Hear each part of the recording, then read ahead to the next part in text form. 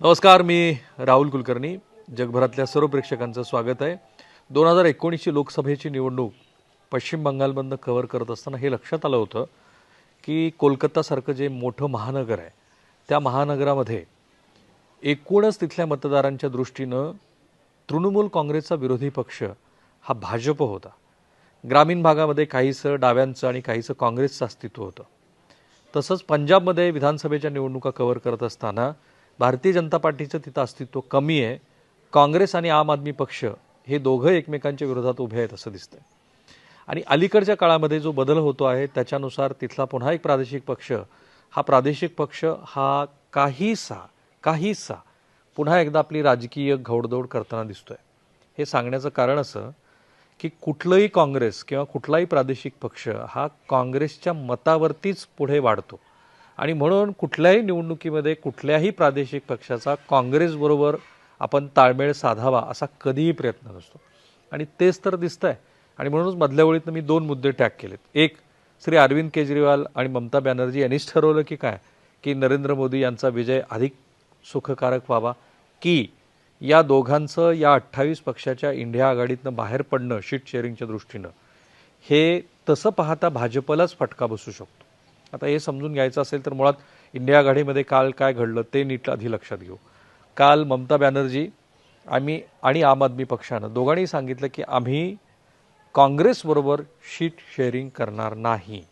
Specially पश्चिम बंगालमध्ये ममता बॅनर्जी असं म्हणाल्या की काँग्रेस पक्षाकडे आम्ही एक प्रस्ताव दिलेला होता.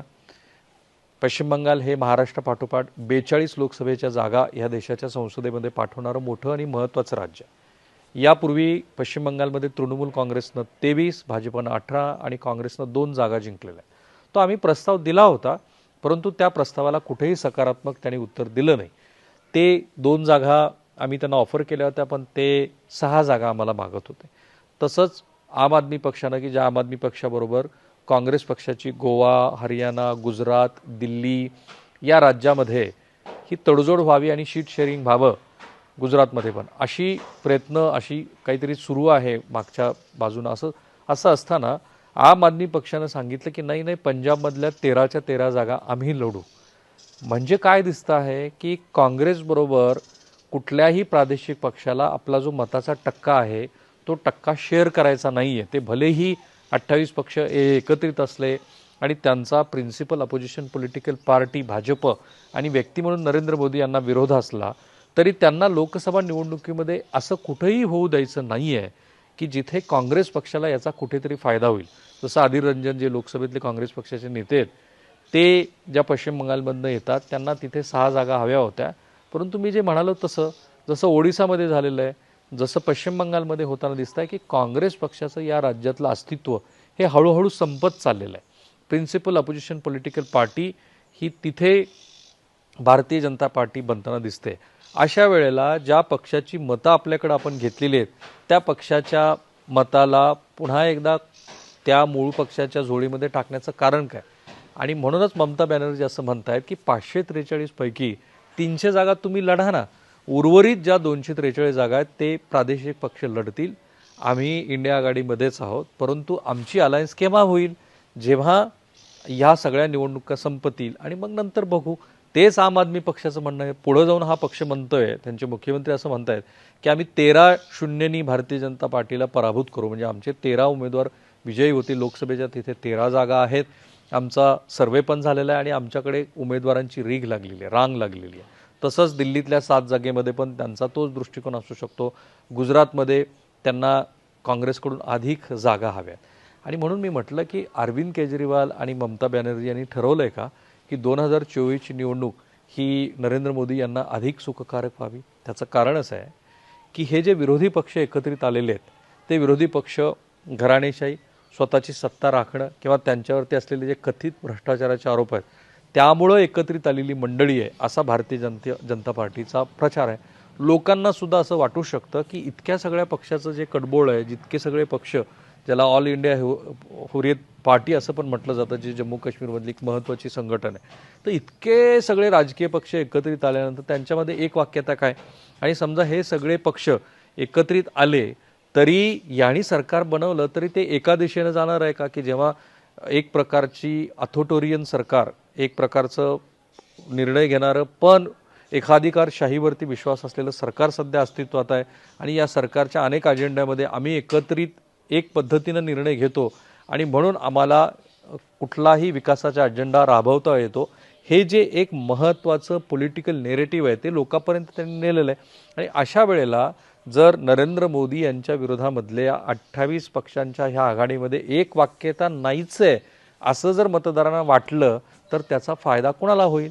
ऑब्व्हियसली नरेंद्र मोदी यांना होईल. आणि म्हणूनच किती छोट्या छोट्या मुद्द्यावरती विसंवाद आहे बघा. आधी तर या इंडिया आघाडीमध्ये त्यांचा मुख्य कन्व्हेनर कोण असावा हे काँग्रेस पक्षाने स्वतःच्या पक्षाच्या अध्यक्षाचं नाव सुचवलं नाही, मल्लिकार्जुन खरगे यांचं नाव. ते नाव ममता बॅनर्जी यांनी सुचवलं. त्याच्यानंतर नितीश कुमार नाराज झाले अशा बातम्या आल्या. मल्लिकार्जुन खरगे हे नाव अरविंद केजरीवाल यांना पण चालणार होतं. आणि आता तर ज्या पश्चिम बंगालमध्ये उद्या श्री राहुल गांधी यांची भारत जोडो यात्रा येणार आहे, ती यात्रा पश्चिम बंगालमध्ये जाणार आहे हे सुद्धा आम्हाला कळवलं नाही, याच्यावरती पण ममता बॅनर्जी यांचा आक्षेप आहे. म्हणजे भारतीय जनता पार्टीच्या विरोधात लढत असताना आपल्या पक्षाच्या मताचा टक्का हा कुठेही काँग्रेस पक्षाच्या बाजूने जाणार नाही याची ह्या मंडळींना काळजी लागलेली आहे. आता हा झाला भाग एक. म्हणजे या दोघांमुळेच हे जे एक असं पॉलिटिकल नेरेटिव्ह की नरेंद्र मोदी यांच्या विरोधातले हे 28 पक्षाचं कडबोळं काय करणार. पण दुसरीकडे कारण राजकारण हे कधी असं सरळ चालत नाही, ते असं घोड्याच्या दुडक्या चालीनं चालत असतं. दुसरीकडे इंडिया आघाडीमध्ये हे जे प्रादेशिक पक्ष आहेत ते जर स्वतंत्रपणे लढले तर त्याचा फायदा हा इंडिया आघाडीलाच होऊ शकतो असं पण एक गणित मांडलं जातं आहे. ती शक्यता का वाढते? सर्वसाधारणपणे नरेंद्र मोदी यांच्या ह्या 10 वर्षाच्या कारभाराच्या विरोधामध्ये किंवा सर्वसाधारणपणे कुठल्याही राजकीय पक्षाच्या विरोधामध्ये जर एक काही मतं असतील तर ती मतं समोर 5 उमेदवार उभे आहेत तर 5 पैकी समजा समाजवादी पक्षाच्या उमेदवाराला मला मत द्यायचं आहे किंवा काही जणांना काँग्रेस पक्षाला द्यायचं आहे, काही जणांना तृणमूल काँग्रेस पक्षाला द्यायचं आहे, काही जणांना आणखी कुठल्या तरी डाव्या पक्षाला द्यायचं आहे, पण त्याला तृणमूल काँग्रेसच्या उमेदवाराला द्यायचं नाही तर 4 जे पर्याय आहेत त्यांना द्यायचं. ह्या वेळेला जर अशा पद्धतीची निवडणूक झाली की 1 विरुद्ध 28 तर त्या 28 मधले जे 27 पक्ष आहेत किंवा त्या ठिकाणचे जे काही 4-5 पक्ष असतील त्या पक्षाच्या मतदारांना जर इंडिया आघाडीतल्या त्या पक्षाच्या उमेदवाराला मत द्यायचं नसेल तर ते मत भारतीय जनता पार्टीकडे जाऊ शकतं किंवा ते मतदार हे मतदानालाच येणार नाहीत. ह्या स्थितीमध्ये भारतीय जनता पार्टीला याचा फायदा होऊ शकतो. आणि म्हणून जर हे प्रादेशिक पक्ष हे स्वतंत्रपणे लढलं, त्याचं उदाहरण दिलं जातं ते म्हणजे ही जी मायावती आणि अखिलेश यांची एकत्रित आघाडी झालेली होती, ती एकत्रित आघाडी ही या मुद्द्यावरती नंतर तुटली. म्हणजे प्रशांत किशोर नेहमी म्हणतात की बिहारमध्ये हा प्रयोग व्हायच्या आधी आम्ही उत्तर प्रदेशमध्ये करून एक महाआघाडी बनवली होती. त्या महाआघाडीचं निवडणुकीचं नंतर जे विश्लेषण केलं गेलं त्याच्यामध्ये असं लक्षात आलं की मायावती यांचे जे मतदार आहेत ते मतदार त्या मतदारांनी समाजवादी पक्षाला मतदान केलंच नाही. समाजवादी पक्षाचे मतदार मात्र बहुजन पक्षाला त्यांनी मतदान केलं. तर हे जे वोट ट्रान्सफर आहे ते वोट ट्रान्सफर होणार नाही जर सगळे प्रादेशिक पक्ष विरुद्ध नरेंद्र मोदी याची लढाई झाली तर. आणि त्यातनं अल्टिमेट फायदा हा भारतीय जनता पार्टीला होईल असं पण एक मिथक मांडलं जातं आणि काही वेळेला ते मिथक खरं पण ठरलं. त्यामुळं या इंडिया आघाडीतल्या या विसंवादाची दोन्ही पातळीवरती अशा पद्धतीची मांडणी होते आहे. 2019च्या निवडणुकीमध्ये जर आपण काँग्रेस पक्षाच्या 300 जागांचा ज्याचा उल्लेख ममता बॅनर्जी यांनी केला तिथला जर भाग लक्षात घेतला तर आपल्या असं लक्षात येतं की मध्य भारतातल्या या बहुसंख्य जागेवरती भारतीय जनता पार्टीने दणदणीत विजय मिळवलेला आहे. त्यामुळे जर या 300 जागावरती थेट भारतीय जनता पार्टी विरुद्ध काँग्रेस अशी लढत झाली तर आजही ते चित्र सर्वसाधारण काय असेल याची आपल्याला कल्पना आहे. पण 200 जागा अशा आहेत की ज्या भारतीय जनता पार्टीनं कधीही लढवलेल्या नाहीत, इन्क्लुडिंग महाराष्ट्रातल्या 23 जागा.